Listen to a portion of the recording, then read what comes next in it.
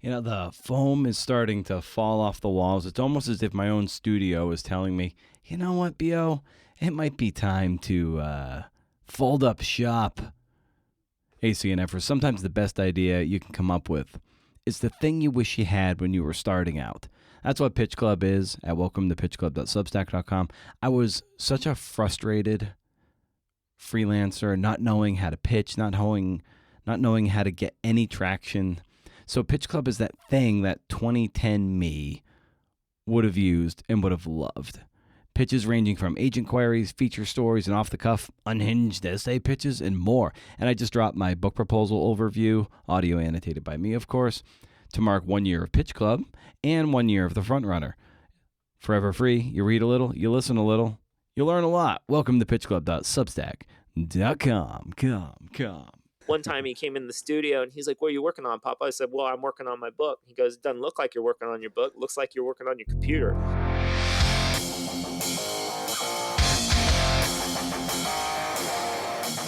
ACNFers, it's the Creative Nonfiction Podcast, a show where I talk to tellers of true tales about the true tales they tell. I'm your host, the hipster doofus of CNF, Brendan O'Mara. Been doing it since 2013, a long time in the podcast world. As a few of you listening to this particular episode might be finding it for the first time, and maybe the only time, because of today's guest, the Bearded Wonder. What a pleasure to welcome Austin Kleon back to the show to chat up his new book, his first in 7 years. Don't Call It Art, 10 Ways to Create Like a Kid Again. It's published by Tarcher, or Tarcher, I don't know. Like Austin's previous books in Steal Like an Artist, Show Your Work. And don't forget the Steal Like an Artist journal, that's in there too. And keep going. There's also Newspaper Blackout, but that kind of like predates the main trilogy. This little pink wonder is the size of one of those old double album CD cases you got in the 90s, like the Forrest Gump soundtrack, or the Smashing Pumpkins one, right? The Melancholy and the Infinite Sadness. That doesn't matter. Was that a double album? I can't remember. Anyway, Austin's work's packed with insights and inspirations that Austin learned from his two young boys about being an artist and how to be a creative person in times where creativity is needed more than ever. Fun stuff, and we'll get to that in a bit. Show notes of this episode more at BrendanO'Mara.com, where you can read blog posts, search the deep, vast archives of this podcast, and sign up for Pitch Club and the Rage Against the Algorithm newsletter for recommendations and a fun essay. I made it a werewolf, so it publishes when the full moon hits Pacific Standard Time. Nose to the wind, baby. You may also browse patreon.com/CNFpod if you want a few extra perks and to support the podcast. It is free, but it sure as fuck ain't cheap.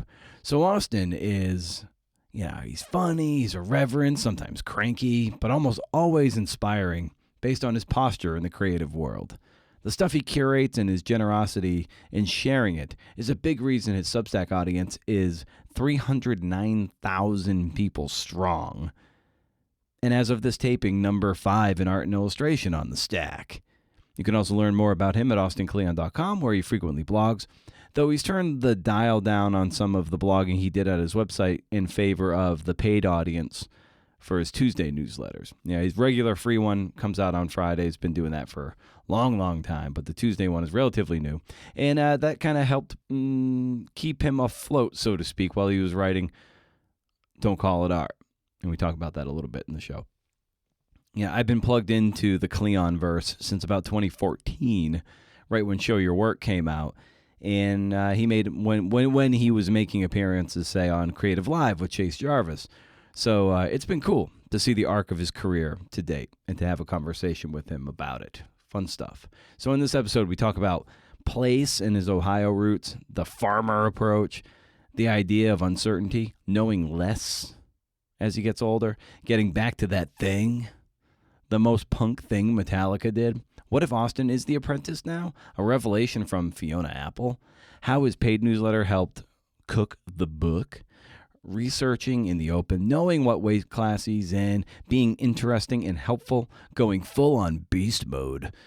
The coveting of creative people. How jealousy shows what's broken in you, and how his kids brought punk back into his life. And if you're going to pair this episode with anything in the vast backlog of the Creative Nonfiction podcast, I'd steer you towards episodes 169 and 433 with Chase Jarvis, episode 266 with Kristen Radke, episode 369 with Akeem S. Roberts, episode 480 with Dana Jerry Mayer, and episode 486 with Roz Chast. Parting shot riffing on knowing what weight class you're in, but for now, let's cue up the Kleon riff.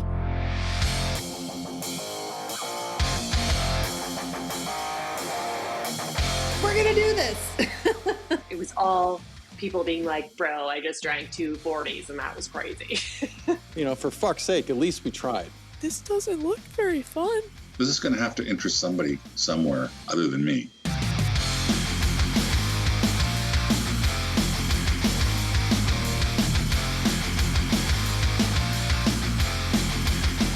Yeah, Hanif is really interesting to me because we grew up about 40 minutes apart from each other, but I don't think we could have had more different experiences growing up. Yeah. Me in the middle of the cornfield, him in East Columbus is so interesting. I think we're the exact same age too, or pretty close. Yeah. So I'm always thinking were we ever in Eastland Mall together? This is very funny to think about. But yeah, and he's a guy who loves Ohio and stands for Ohio and is still there. And I'm someone who's Ohio's in the rear view. Yeah. And so it's just so he's able to wrap his arms around the place in a way that I can't. And it's so interesting to think about. But yeah, I admire him a lot. Yeah, that's a really, I think that's a really interesting on-ramp. I grew up in Massachusetts and have a lot of identity around Massachusetts, but I haven't been there in 25 years, basically. And I live in Oregon now. Yeah. And Massachusetts is very much in my rear view. In some ways, I've come to embrace my Massachusetts roots from afar. But similarly, I moved away and don't intend to go back. So yeah, just how do you kind of reconcile that tension of where you came from and where you are now?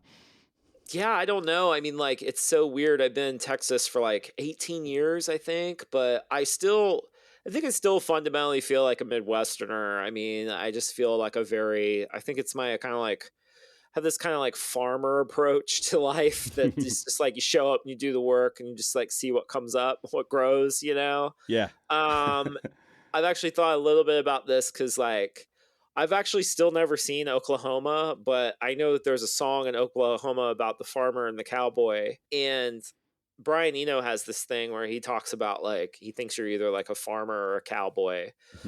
You're either someone who explores the frontiers and is out on the range and stuff, or you're someone that kind of has a plot and just farms the same plot over and over again. And I've kind of been interested in that. I think we have both parts basically. And I think there are 2 modes even really. There's the exploration, which is more the cowboy out on the range, looking for herding stuff and whatever. And then there's the farmer part. But I think more of myself as a farmer these days. I'm someone who just is kind of has faith in the idea that if I get up and I do the chores and I do what needs done, that the seasonal rotation of things will provide a harvest of some kind, For sure. So I feel that's the most Ohio thing about me in a sense. And Jessica Crispin said this thing one time that she said I'm very Midwestern in that I just do the work that's in front of me. And I was yeah, that sounds right. I don't have I don't really have a grand scheme or a vision for what I'm doing. It's just I'm just trying to do the work that's in front of me. It's getting up and doing the chores. Oh, for sure. And I spoke to Isaac Fitzgerald, whose new book, American Rambler, is out. And you recommended another Massachusetts guy. Yeah. And you recommended that in your a recent newsletter. Yeah. And you talk about someone who is a rambler and who is in coming of middle age is more kind of settling down a bit, and that book really reckons with that. So it's kind of cool to hear what you're saying really rhymes with what Isaac has accomplished with American Rambler too. I'm really looking forward to reading Isaac's book because I have this thing with Johnny Appleseed. I don't think people probably don't know what a rural childhood I had. Like I took hogs to the county fair, and like my dad like ran the 4-H program in our county, and like I grew up like going to 4-H camp, and like we had this song that we sang this. I guess it was really a prayer, the Johnny Appleseed prayer, and it was like one of my favorite things. And then I found out later it's like a Disney song, and then I realized I don't know anything about Johnny Appleseed, even though he's like kind of a like this character, this like mythos. So I am excited to read that book. Yeah, it's great, and yeah, he would point you towards like Howard Means' biography of Johnny Appleseed if you want the real skinny on him. But Isaac does a really great job of tracking those footsteps, and and just that idea of like finding community like on a foot level, but also retreating and finding solitude, and that tension as well, which is so furtive to a creative life too, of like fostering community, but also receding so you can generate the stuff that you love that nourishes you. How many like how do you like them apples jokes do you think that Isaac's had to suffer this book? Really? Too many, man. Oh my God, that is. I am so glad I didn't fall into that bear trap. I'm gonna do it to him if I see him. Please. He's coming to Austin. Oh, please do, please do. It's what's kind of wild is that it's been 15 years since Steal Like an Artist came out. Yeah. And I just want to get a sense of like, what do you make of the kind of the career you fostered to date in that decade and a half and the books you've written? I don't know what to make of it. I mean, I made something of it, but I'd like to think I made something of it. I mean, like, it's interesting. I mean, like the thing I wrote, the really weird thing. So I wrote Steal Like an Artist as a book for the 19-year-old version of myself. Like I tried to like make Steal Like an Artist like the book that I wish I had when I was about that age. And I was 28 when I wrote it. I think no, I was 28 when I published it. I was 27 when I wrote it. And so I'm 43 now. So mathematically, I'm way further from the person I was when I wrote Steal Like an Artist than I was from the person I wrote Steal Like an Artist for when I wrote it. That was a very convoluted way of saying that. So like basically, the joke, it's interesting. I never got to meet Peter Workman, but the head of Workman Publishing Company, Peter Workman, he never, from what I understand, like he never really got Steal Like an Artist. He was kind of like, why the hell would anyone listen to a 27-year-old? He like just didn't like, that was just like weird for him. And it's a good question. People ask me now, I think the thing that I'm really interested in is that whenever I pick up Steal Like an Artist, which isn't very often, I'm struck by the confidence of that person, the confidence of a 27-year-old, the knowingness of it. Like, let me tell you how it works kind of thing.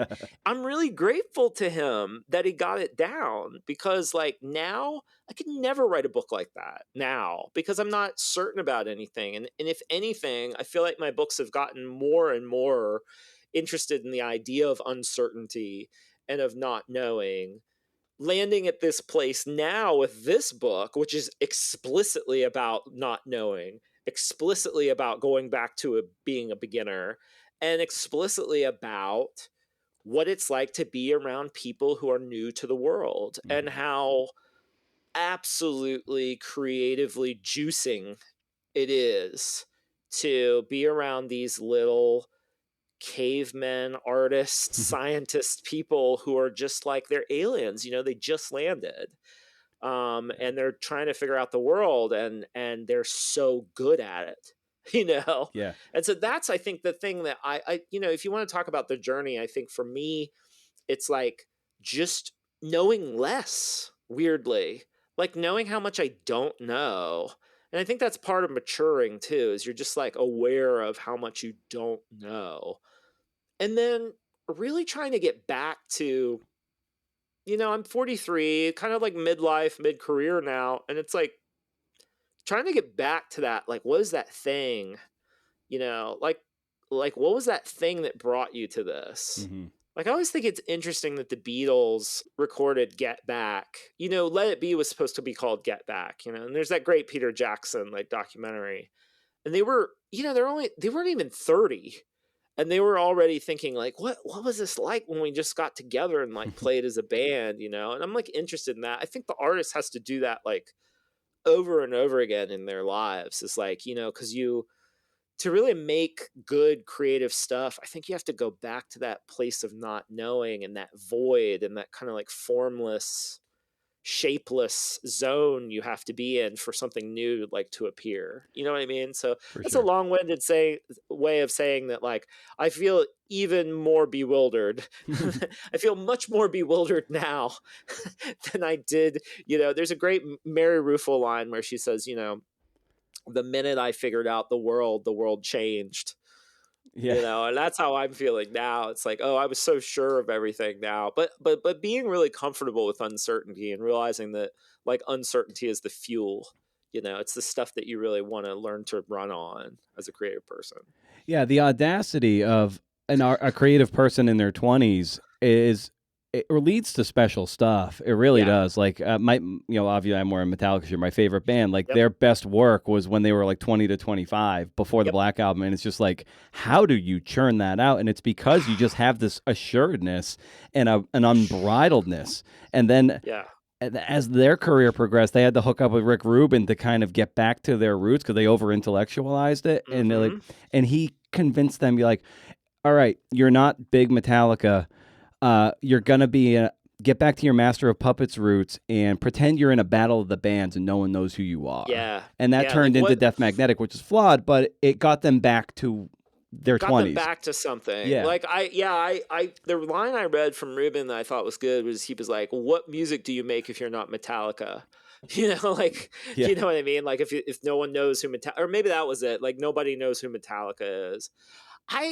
So okay, let's talk about Metallica for a minute, because I think one of the most metal things they ever did was Some Kind of Monster. Like, Yeah. I think that documentary, it's amazing because I watched that documentary when I was in my 20s, and I Same. thought, Yeah. and I was kind of like, how fucking pathetic is that? Like, look at these old like geezers or whatever. And now I'm I'm actually older than they are in that documentary, and now I'm like, this is the most punk thing they ever did.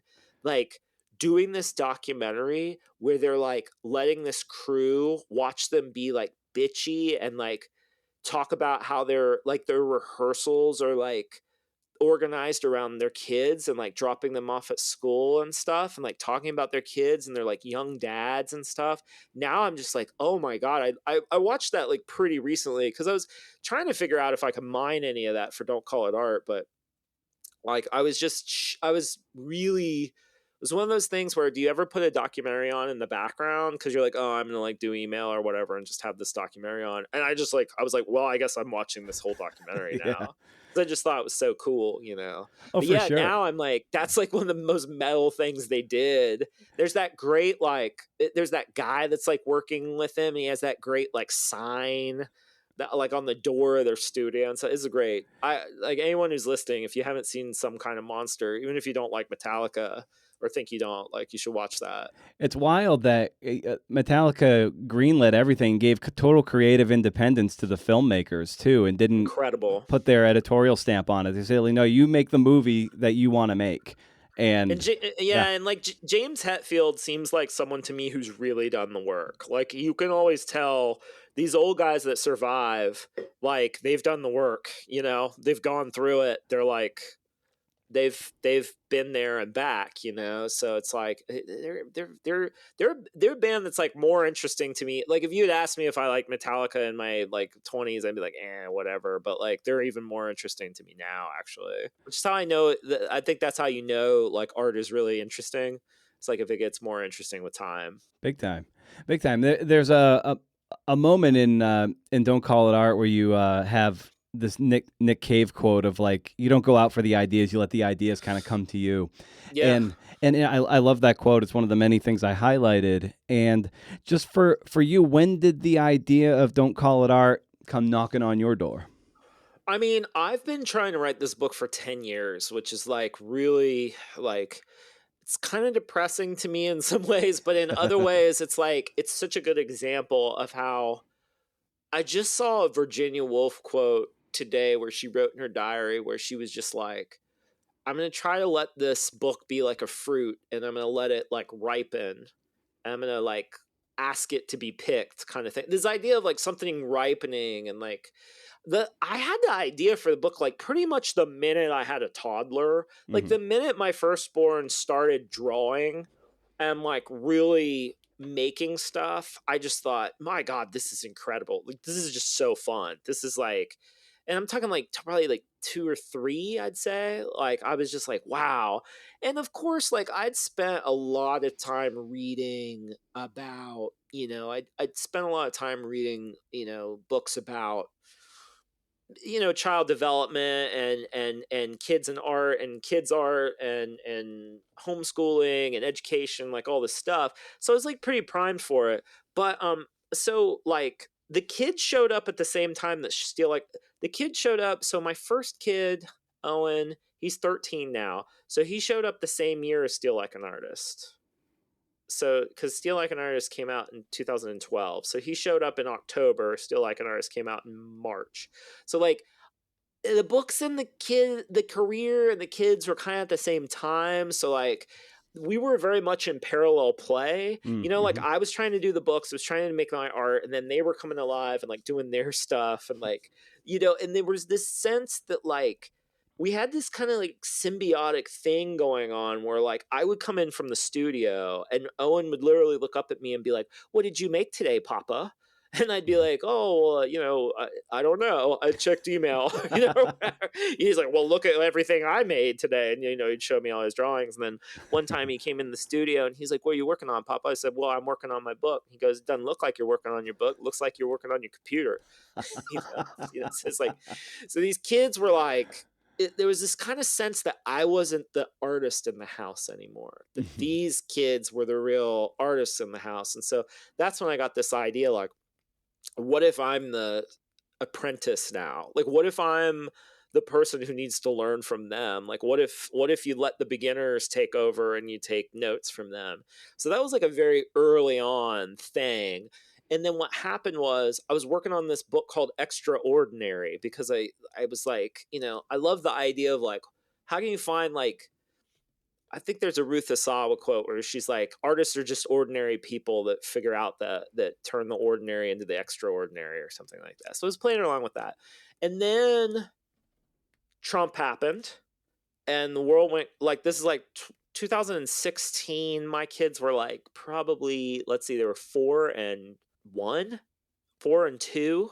So I had these really little kids and the country was like really in this kind of in grim times, Yeah. And that's why I wrote Keep Going. So a lot of the material I had worked up for what I thought was my art and kids book actually turned into Keep Going.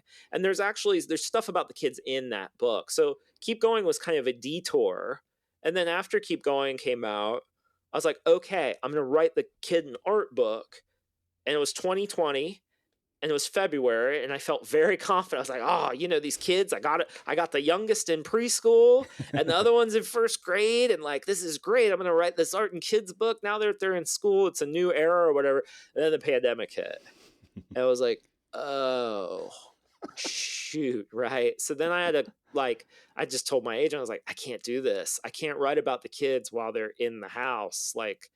But then it turned out to be this great blessing because I realized the story wasn't over. Not that it's ever over, but they kind of like got this extra preschool moment with COVID because school was out and they were back home and they were doing stuff and it was like crazier than ever. And so I feel like there was a lot I learned in that time.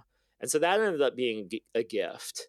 And then the question is, well, then what happened to the other 5 years? I mean, a lot of superstition and hesitation and kind of like, am I really going to use my kids in a book? Like, I've never done anything, it was just like, and then it was piecing together like, okay, what is this book about? I have all this material. I mean, part of it was I had so much material, I didn't know what to do with it.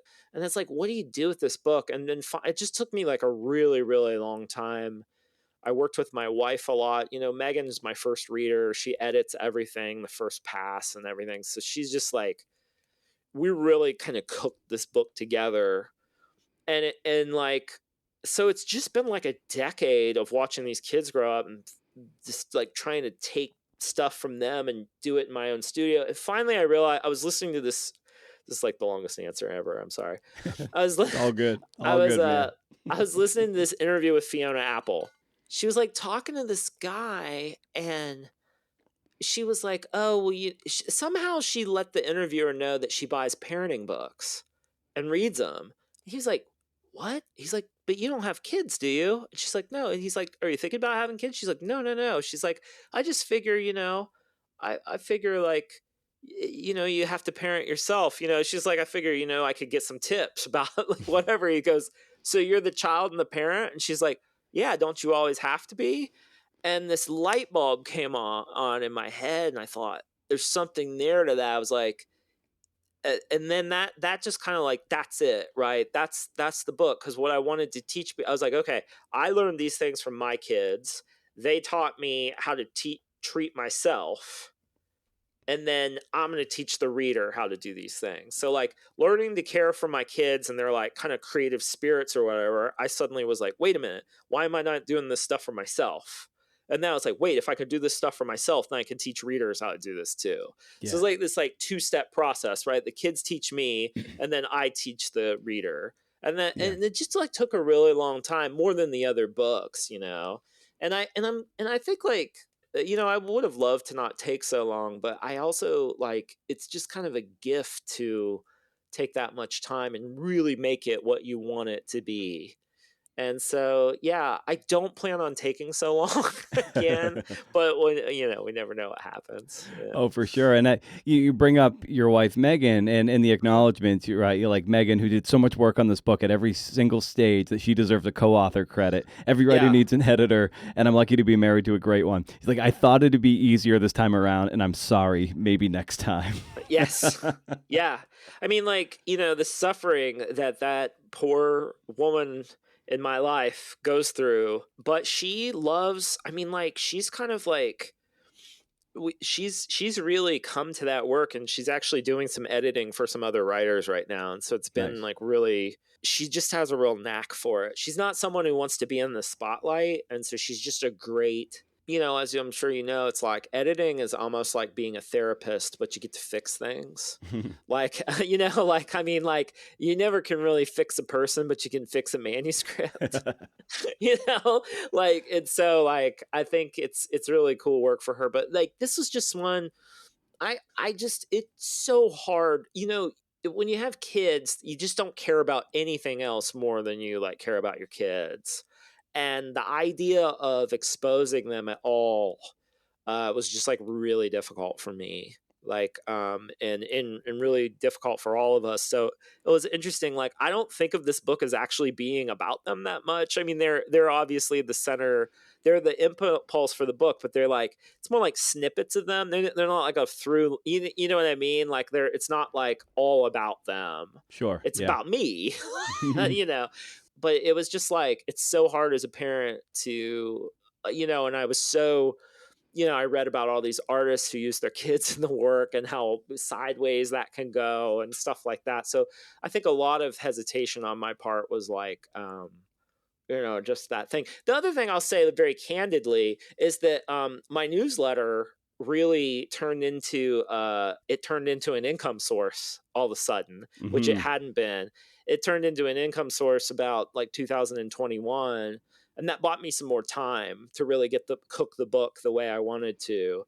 And it also was great because having a paid tier for the newsletter also gave me this excuse to write on Tuesday to these people who'd signed up for it. And a lot of the material in the book actually happened on those Tuesdays. And so that's kind of like, I know this is the creative nonfiction podcast, so it's like, people might be interested in that, like, inside baseball, but big like, time.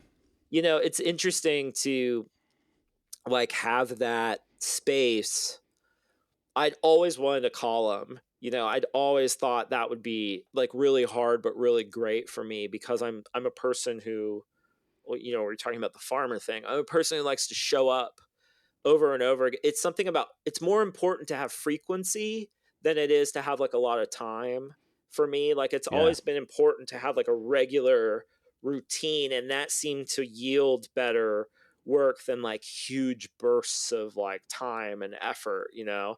And so having that Tuesday, like having to sit down every Monday and have anywhere from 1,000, you know, I try to keep it, it's an email. So it's like 1,000 to 2,000 words, you know, just to have to show up every week and have something new to say to people was such a creatively fruitful thing. And I did. I mean, I cooked a lot of the book, you know, the early stuff like came out of those Tuesdays. And that was just like, it took all this pressure off. You know, it took like this idea, I got to do another book. I got to sell another book, like whatever, you know, it took a lot of that pressure off and just allowed me this kind of like pace. Now, I'm not going to say that it was more, maybe, you know, I'm always, Mason Curry has this new book out, and I've always loved his books, Making Art and Making a Living. It's his new book. And then my friend David Epstein has a book out called Inside the Box, which is all about constraints. And I always think money is kind of a really interesting constraint for artists because if you kind of look, artists complain about not having enough money all the time. But if you like study a lot of artists, like a lot of really great work was made because like people needed money. Like, I mean, it's not always the most fun, but like even like I just finished The Count of Monte Cristo, and it's like this dude loved to like Dumas like loved to spend money. So he like needed more money. You know what I mean? So he's like cranking this story out. And then I was reading a Tolstoy biography, and it's like the only reason we have Anna Karenina, like one of the only reasons is like Tolstoy wanted to buy some land. So it's like, you know what I mean? So it's like kind of like, I'm always like curious about this idea about money. I think sometimes it's good if an artist needs money because it's like, well, that's what, like whenever an artist goes through a divorce or something, I'm always like, get ready, baby, because the tour is coming, right? Like some musician you love, like they're going through some rough divorce. It's like, well, get ready because we're buying tickets, honey. They're coming to your town because they're going to need to, you know what I mean? It's like, that's the whole Phil Collins, little career, Rod Stewart, all these guys. Like, if these guys would have just stayed married, they might not have had to work so hard. You know? So it's just like, I'm always like joking in my mind. I mean, of course, there's a, you know, of course, for every story, there's also artists who are impoverished and they die young because they don't have enough money. So I'm not romanticizing the starving artist, but there is something about needing to make a living that can be that kind of catalyst. You know, I'm always collecting stories of artists who like this beautiful, groundbreaking work that you find out like, well, actually they like really needed money. Like Mario Puzo like really needed money and didn't want to write about gangsters, but like they were like, you should do The Godfather. Mm-hmm. You know, and then we get the Coppola movie, you know, so it's like, you know, it's stuff like that. I'm just like really interested in that stuff. Well, yeah, and that curatorial aspect is so evident in your books, the way you're able to like we talked about before, you know, the last time you're on about how they're kind of like very fancy zines, and there is a lot of cut and paste elements in that the design and what you're curating. What is your curatorial process like, and how do you organize this stuff? You know, what system do you use? I wish it was better. I mean, so this was a book. This was the other thing is like, it was me trying to, so I'm friends with Ryan Holiday, who lives out in Bastrop. So I've known him for a really long time, and I've always admired his like note card system. So what Ryan does is he like reads books and like underlines. And then when he's done with a book, he like goes through and like hand copies every passage that he really likes and makes notes to himself, and then he keeps all these like note cards in a binder, or not in a binder, in a box, and they're all labeled and stuff. And like I was like, maybe I'll do that this time. Like I have all this material, whatever. I tried it, and it's like doesn't work for me at all. I'm like, this is like work. This is like homework. This is boring. This is like, I don't know how Ryan does. You know, like I just like my brain just doesn't work that way. Yeah. What's really important for me is to, whenever I get a piece of something, is to like digitize it somewhat. It's funny because I'm known as an analog guy. Like I love my notebooks and I make stuff by hand all the time. But for me, digital, because it's so easily searchable, is like really, really important. And another thing I think is really important, and this is where blogging comes in, and this is actually what I'm really missing right now, because I don't blog as much as I used to, because I'm doing it in the newsletter. Everything I used to do in the blog, I'm doing in the newsletter. But like blogging was great because I could just take a snippet of something and make a little blog post with it, and it would be tagged. and then I can find like, okay, parenting, click. And like, here's all the stuff. Right. So there's actually a lot in the book. Like if you click the parenting tag on my blog, like you'll see a lot of stuff that like eventually made it into the book. And same with the newsletter, you know? So what's really important for me is to have a method of capturing that is searchable later. And that could be a blog post. I started this really dumb project in 2021 where I got one of those 1 line a day diaries. And I was like, I'm going to write a great quote from my reading in here every day.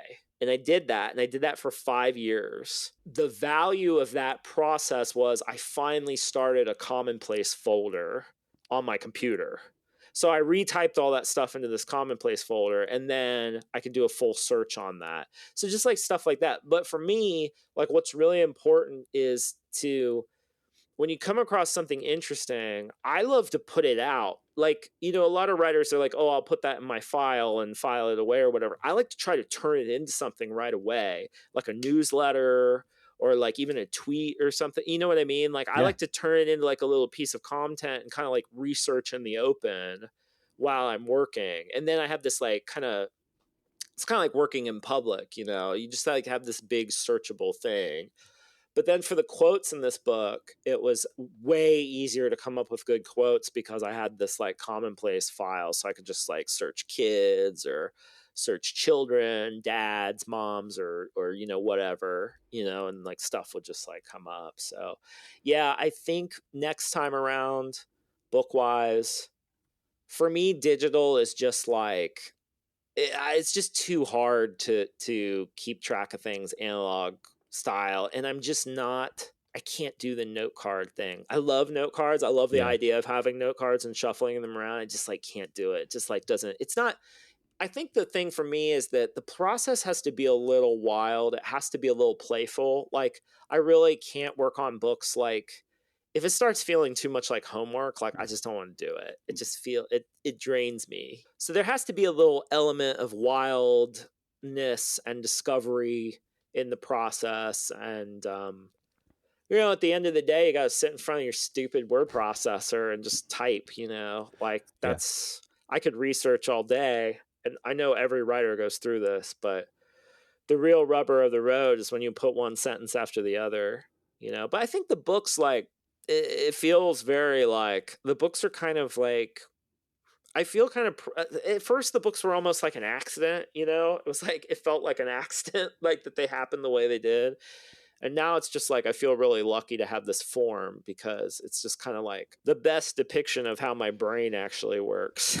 Right. You know, the books feel very much like how I think.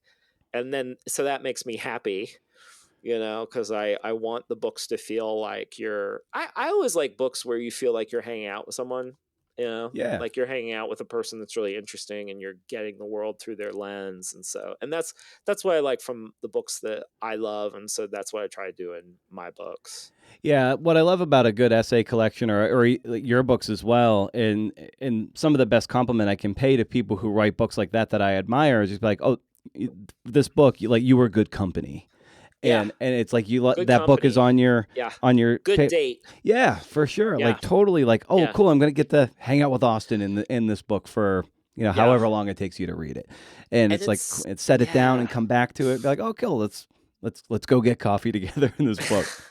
and like the older I get, the more I'm just like, I know what kind of weight I punch, you know, like I know what weight class I'm in. And it's kind of like, I just always think about like, I read War and Peace and I read Tolstoy last year. It was like my Tolstoy year. And I just like always think, Jesus, this person could be reading War and Peace. And they picked up this dopey little book. So like the like, you know what I mean? And I'm always like, okay, so the best thing I could do is be interesting or helpful. Like I can't be boring and I got to try to be helpful.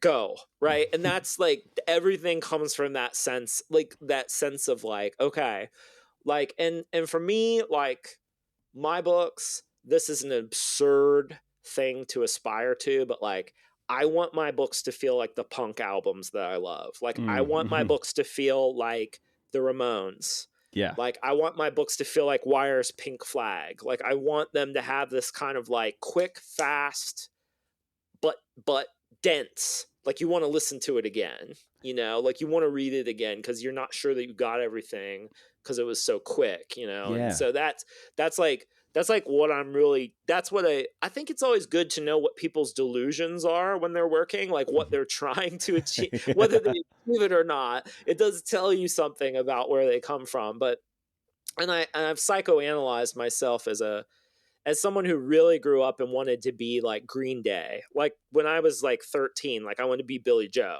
like in Green Day. Like that was like who I wanted to be, a rock star.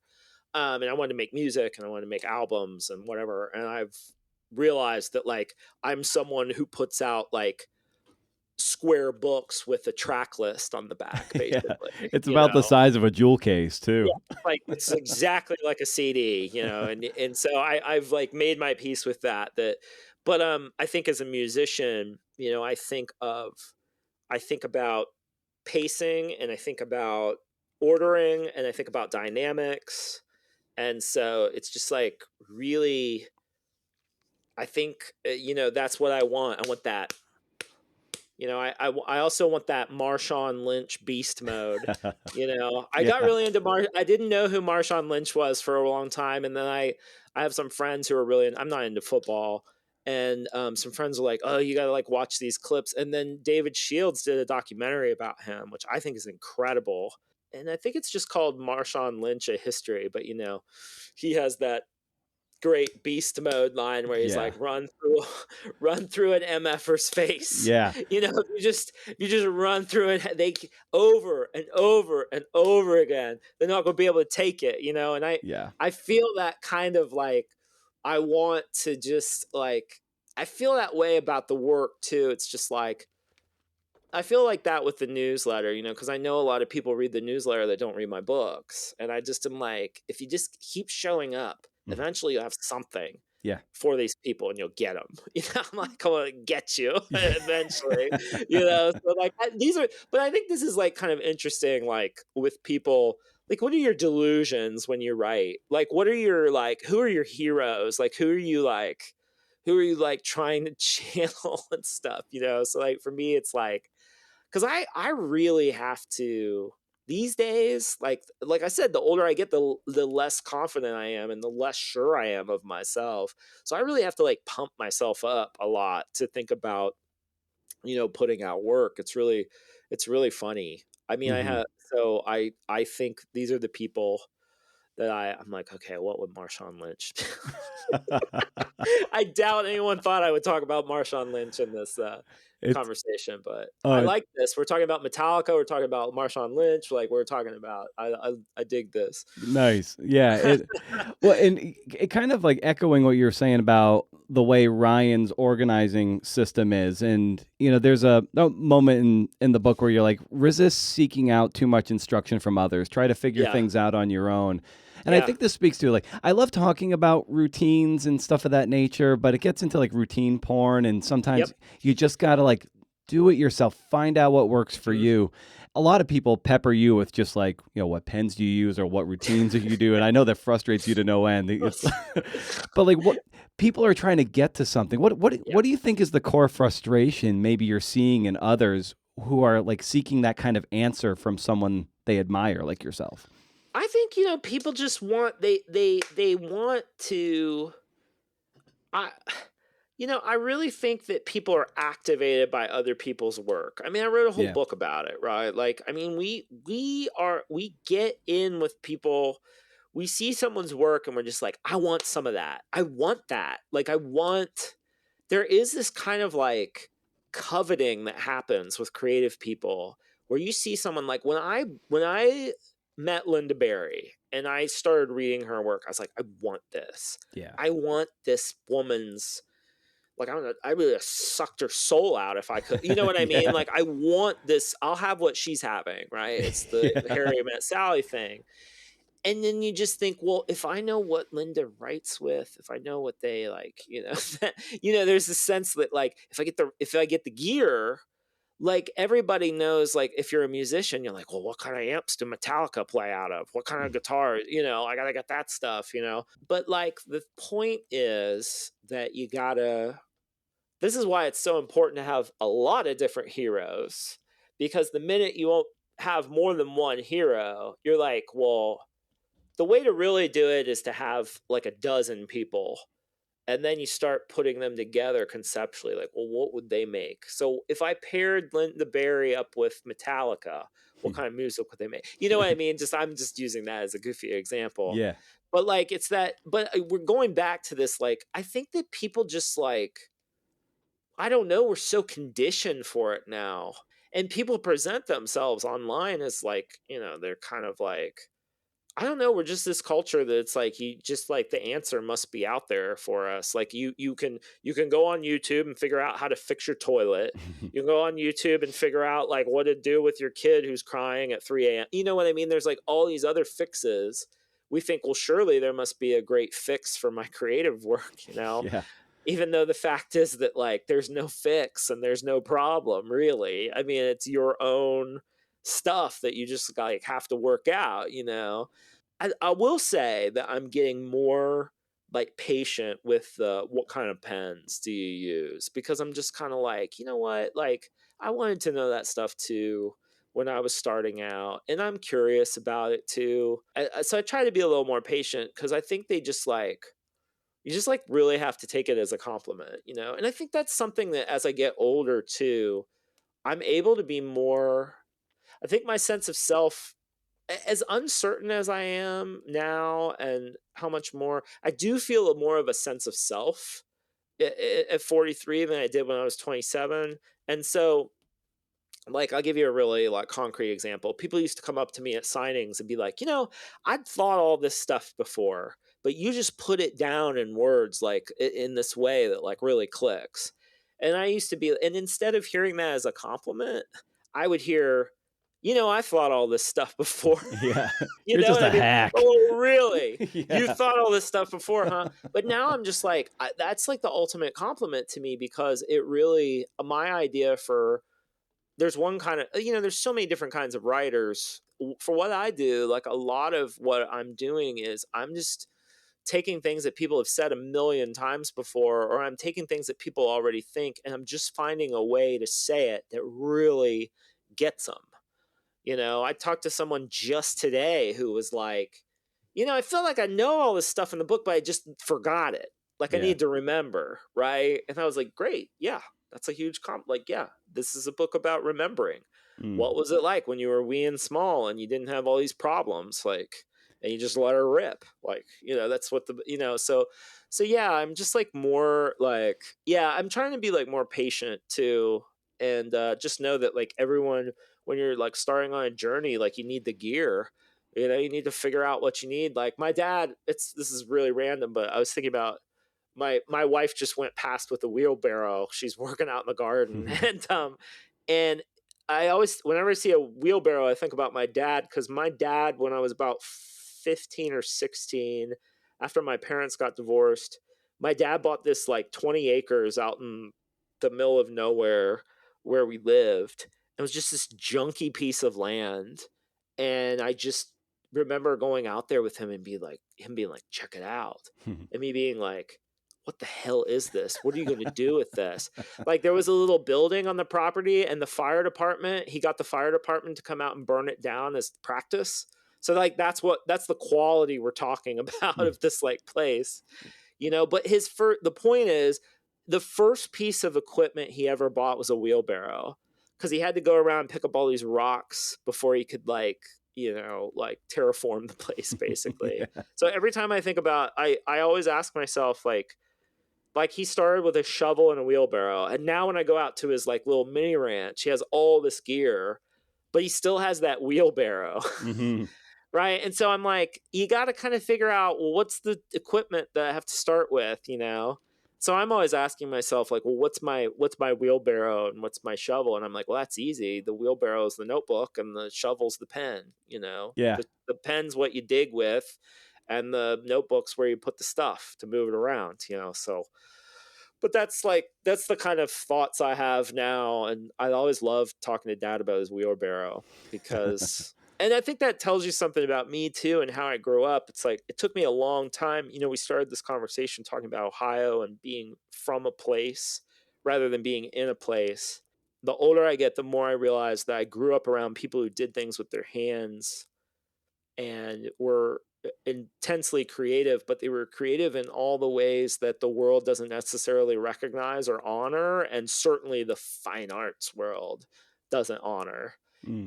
Like crafting, sewing, cooking, building, that kind of stuff. And I think if my books tend to reach lots of different kinds of people. And I think that's because I have that kind of expansive notion of like what creative work is. Like to me, creative work is just taking what's in front of you and everybody else and just doing something new with it. Just making something where something wasn't there before. That could be writing a book. That could be turning a railing into a skate trick. That could be somebody building a barn. Yeah, and a moment ago, you brought up this idea of like of somebody else being like, oh, I seen someone online or they admire or whatever, and like, oh, I want that, and often even like among peers, that can lead to a lot of jealousy and competitive and comparative feelings that can be pretty toxic. And you write about that, and don't call it art too. This, citing Jerry Saltz and even Anne Lamott about that. Yeah. And I just wanted, like, for you, it's a great passage that you cite and write. But how have you maybe metabolize jealousies that you felt, and as your platform has grown, maybe how have you wrestled with people being jealous of you? Oh, I mean, like, I'm so lucky. I mean, like, I have that kind of like, I have that middle-aged white guy privilege of like, I just don't get attacked a lot. Like I also just have like this really nice audience. Yeah. Like my audience is just like super nice.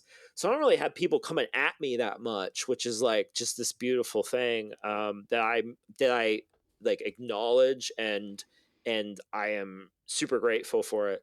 I think what I could probably speak to is jealousy of others. Sure. Like, so my thing, like once I heard from Nietzsche, Nietzsche talks about like basically jealousy shows you what's broken in you. Like basically like jealousy is showing you what you're missing, like what's not there. And so what I try to do now is like when I'm jealous or I feel jealous of someone, try to ask myself, okay, what am I not getting right now? Or like, what do I not have that this jealousy is like showing me? And is it real? Do I really not have that? Do I really want that? Like, do I think I want that? Like, and like kind of doing that evaluation. But for me, like so much of the work, I think it's interesting because I'm probably known as like a pretty positive person. Like I write these books, they're like upbeat and helpful or whatever. I think people might be a little disappointed. Like my friends think it's hilarious that I write the books, basically, because they're like, you can be one of the crankiest guys I know. And I'm like, yeah, so what I do, my whole method is I pick things that I can't stand or I'm angry about or I'm like frustrated about or that I hate. And I like hate them intensely, privately, right? Like I privately just hate this stuff intensely. And then I think, okay, what's the opposite? Do I know what it is? And it's like, let me find it. And if I can find it, it's like, okay, like often I'll find it in the past somewhere because usually the things you hate are right in front of you. Like that's what's happening now. It's like, okay, well, I'll find this older thing. Okay, then how do I take this old thing and make it new again and then present that? That's one way to do it. The other way to do it is to just like think, okay, is to invent whatever the opposite is. And then you present that. So I hate everything dad. I hate the word dad. I hate the word father. I hate like father knows best. I hate every cheesy ass song about like teach your children well, like that Crosby, Stills and Nash. I hate that song. I hate the Loudon Wainwright. I think it's his that's my daughter in the water. Everything she knows, I taught her. Like I hate that line. I hate the whole idea that like, like I made you. I brought like I'm the dad. The kind of like the expert thing. So I privately hate all that stuff. And so like I was like, well, if I was going to do a book about my kids, what would the opposite of that be? It'd be like, well, the kid's teaching you, dummy. Right. And that's like where Don't Call It Art came from. It's like that idea of like how much I hate this like dad wisdom stuff. And not that there's anything wrong with like it, and it's also like it's irrational, like all hatred, it's irrational. Yeah. Right. It's like like dad stuff is great. Like so much of these sites, like in these great dad sites and stuff, like they're really helpful to young men and like other dads and stuff, and like it's great for them. For me personally, I find it like I can't stomach it, you know. But instead of going around talking about it, it's like, well, what's your opposite thing, right? Like what's the opposite thing you could do? And then you make that thing. And that's the privilege of, you know, that's kind of the great, that's, I've done, like, if you think about a lot of my books, that's how I work. I'm reactionary. So basically, like, Steal Like an Artist is like, oh, the original genius crap. It's like, you know, no, there's this other way of thinking about it. Show your work is like, oh, you got to keep all your stuff and have it perfectly polished before you show it to anybody. Like, no, that's not right. You can show people your process, and then keep going is like me railing against like the techno optimizing culture of like Silicon Valley, basically. Yeah. Just that whole tech bro, get your protein in and whatever it is now, right? Like get your Claude prompts together, like whatever it is, you know, get your Neuralink embedded. Exactly. So this book was more like me just like kind of railing against just because my kids did that. My kids were just like, they did not see me as an authority figure. You know, they were just like, this guy's just like us. He just got here. You know, that's like one of my favorite lines ever. Like Kurt Vonnegut didn't make it in this book, but he was someone I thought a lot about, because I'm not sure what kind of dad he was, but he thought about being a dad a lot. You know, I mean, he adopted his sister's kids and he had his own kids and stuff. But one of my favorite lines of his is like, you know, whenever my kids come to me and start complaining about the world, it's like, can't you see? I just got here myself, right? Like I just got here too, you know. And that's very much like how I felt. I just felt like my kids brought this like punk rock energy that really activated me when I was like a young kid. Kids kind of brought punk back into my life. It's kind of like, and there's actually a really funny documentary called The Other F Word, which is about like punk rockers who become dads and what that's like to become the authority figure, like when you've spent your whole life railing against authority. Yeah. There's a great Flea monologue in that movie where he says, you know, I hate it when people say, I brought you into this world, I gave you life, all that stuff. He's like, I feel the opposite. I feel like the kids gave me life. You know, they made my world. You know, they made me, and like that. So just that twist, right? Just like finding something that you're not super comfortable with in the culture, and then just figuring out like, what's the twist here? Like, but then doing it in like a positive way. Sure. That's just like something that I feel like that's always been fruitful for me. It's something I'm really comfortable with. And I think it's generative. Yeah. Well, in reading the book too, and maybe it's just my interpretation of it. Yeah, this could be completely off base, but I almost found like, you know, as upbeat as it is, I almost found like a mournful quality to it. Oh, interesting. Yeah. Because your kids are at a certain age and they're growing out of that age. And here's this book that kind of is a slice of them in time, and they're going to grow out of that eventually. Yeah. And hopefully they retain that playfulness that you're espousing in the book. But at the same time, it is like a snapshot of time that they are going to outgrow. And that was a lens through which I read this book. And I don't know if that, you know, was part of the generation of it for you. I mean, you're obviously a sensitive reader, because that is the underlying thing in the book, is this sense that I know this is fleeting. I'm having this experience and I know it's going to be over. Like, how do I bottle this? Right? Like, how do I remember this? How do I capture this? And yeah, I mean, and I think that like the other thing about this book, for as upbeat and like cheerful and stuff as it is my most midlife book. You know, it's like it's a guy who's like midlife and looking at his kids and just knows that his own youth is over, And we all in middle age we do that thinking of like, who was I before this all happened? Where was I going before all this happened to me? And so yeah, I think there is a kind of sad, like, not there's like a, like with all good comedy, right? Like with every great comedy, there's always a sadness to the comedian. I don't think a lot of people understand that like comedians are fundamentally like extremely like most of them are extremely depressive people. Like they're really like, a lot of them have that in the background, and the comedy is the way that they survive. And that's in the book. It was really important for me to have comedy in the book, and to have comedy make like a tiny little intellectual case for comedy in the creative life as a way to like think about what you're doing. But you're dead on. I mean, there's this sense that one of the titles of the book before I got Don't Call It Art was Unrepeatable Experiments. Because I felt, like in science, the whole idea of an experiment is that it needs to be repeatable. Like you need to be able to repeat an experiment in order to prove something in science. And I was thinking about like with art, like everything's an unrepeatable experiment. There's no way you can never get the same group of people in a room again and like with Metallica, like we can never go back and do Ride the Lightning again. We're going to do something else, right? Yeah. And kids are the ultimate like unrepeatable experiment, just like a piece of art. It's just like they're a moment in time. You get them when I love ideas of birth order. Like I'm really fascinated by how like the first kid gets different parents than the second kid gets. Yeah. Like it's inevitable.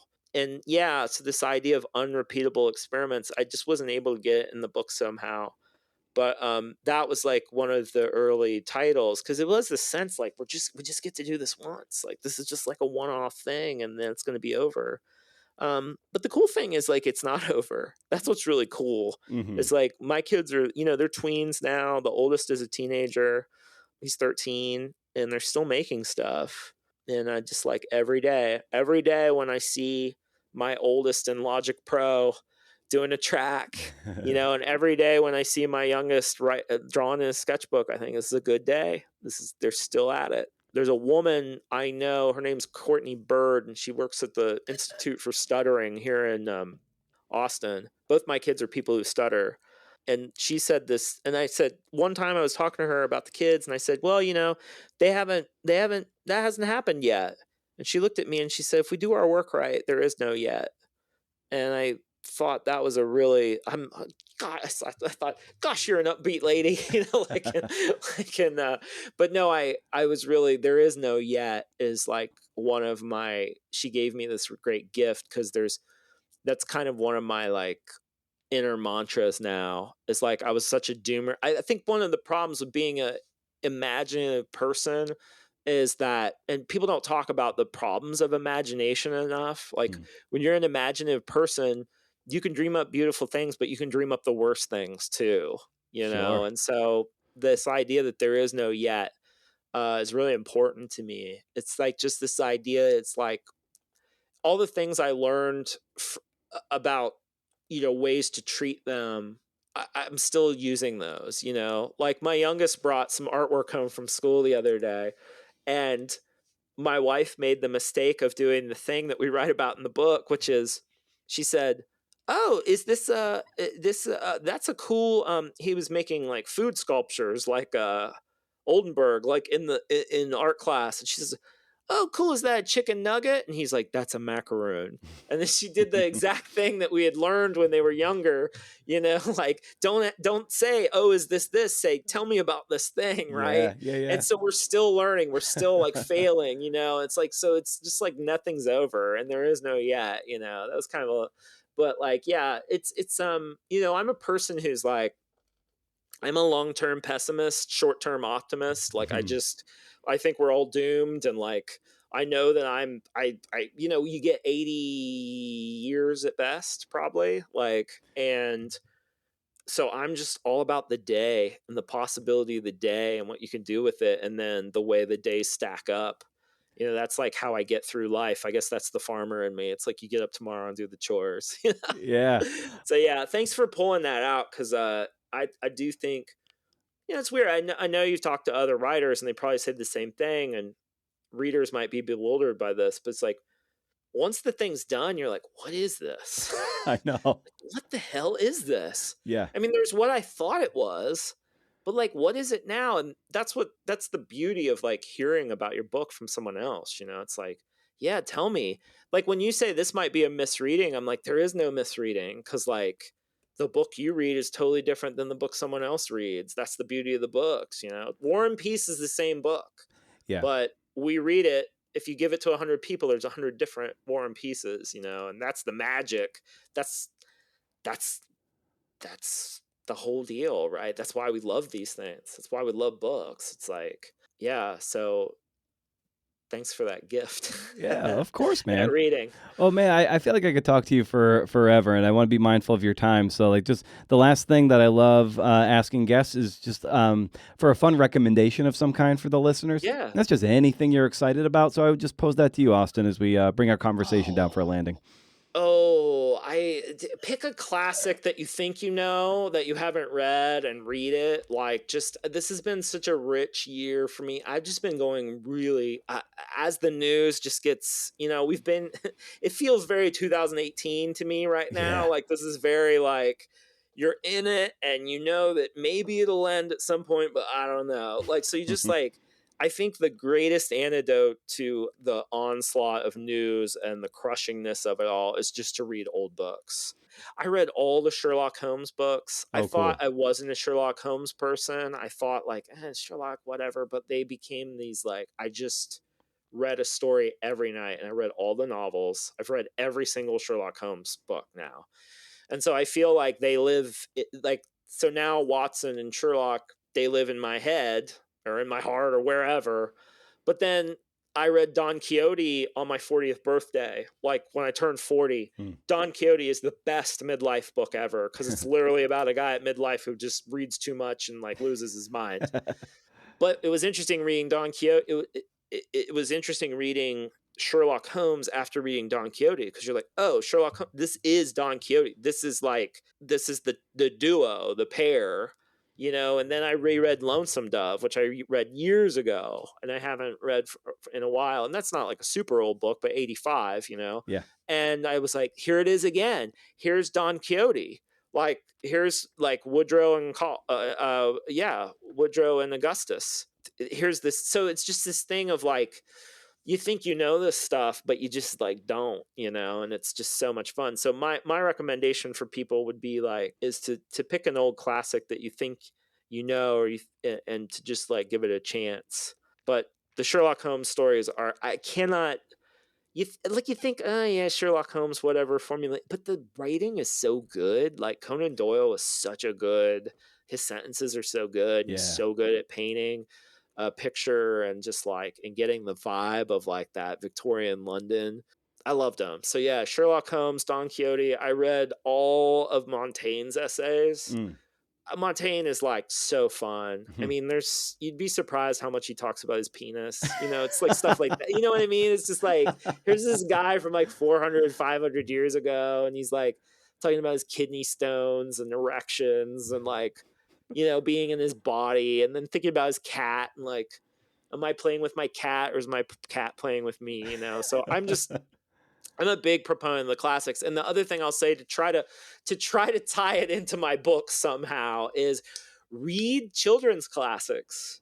Because one of the really fun things about having kids is you get to read all the children's lit that you didn't get to read when you were a kid. So I think one of the really easy ways to access your kind of inner child is to read kids' books, and then read the stuff that you maybe read when you were a kid and reread it and see if it like puts you in touch. So, you know, I read like Alice in Wonderland. I'd never read Alice in Wonderland. I read, I'm a huge James Marshall nut. I love George and Martha. Like, I read those stories for fun. Like, I loved reading those books to my kids.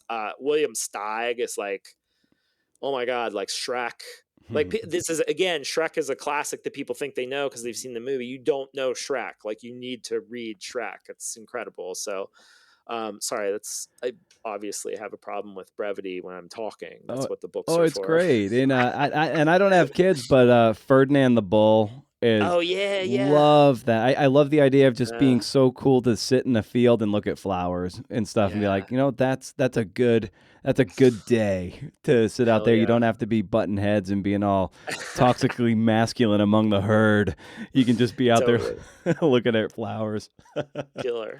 Perfect. Awesome, man. Well, it's always so fun to get to talk to you and read your work and stay and always be plugged into your newsletter and stuff. So just thanks for carving out time to talk shop and to unpack a bit of what was in this next wonderful book of yours. No, thank you. I mean, the pleasure's mine, and thank you for your thoughtful questions and your thoughtful read. It's a joy.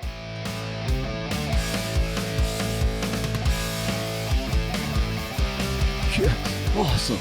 How great was that? I had a great time. I think he had a good time too. Remember to subscribe to the podcast so you never miss a CNF in conversation about this mess we've gotten ourselves into.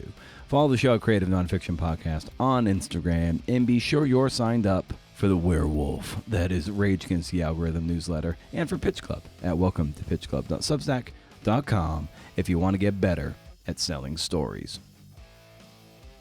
So when Austin brought up this notion of knowing what weight class he's in, it got me thinking about self-awareness and when it's a good idea to push your boundaries, to stretch, ambition, or is it resignation, perhaps a limiting belief, which I riffed about limiting beliefs versus being realistic in the parting shot with Anthony De Palma. As an artist, what does it mean to be a heavyweight? I see someone more or less in my milieu and where my taste is. I see a heavyweight as someone like Patrick Radden Keefe or Isabel Wilkerson as the heavyweight champions. Trying to step into that weight class might be insane. They are operating on another level of consciousness that mere mortals like myself would be foolish to chase and even emulate, but emulate we try. It's like in my baseball days, my delusional belief that I could play professionally was, let's say, misdirected and more pointed, insane. That said, it made me and forged me into a Division I athlete where maybe if I didn't shoot for the stars of playing professionally, I might have fallen short of my potential. So how do you balance the reality of your abilities with your ambitions? Can we reach a greater sense of satisfaction by identifying as quickly as possible what our lane or what our weight class is? At some point, maybe the answer is identifying what you're pretty good at, who you are, right? And it's just a matter of continually trying to be the best version of yourself. You're only in competition, if you want to use that word, with a former version of yourself. And maybe that takes the shape of reinvention, or maybe it's a continual sharpening of your own blade. Maybe it's like the Bruce Lee quote of him not fearing the guy who has 10,000 kicks, but the guy who has practiced one kick 10,000 times. What is your kick, man? And how can you keep mastering it? So in effect, there is no limiting belief, but the infinite expansion of your own totality. There are periods of contraction, periods of expansion. So once there is a sense of self, then how do we find ways to shadow box with our multitudes?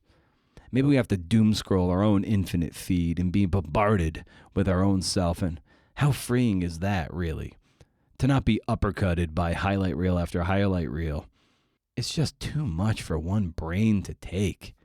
I guess this is just an elaborate way of saying, run your own race.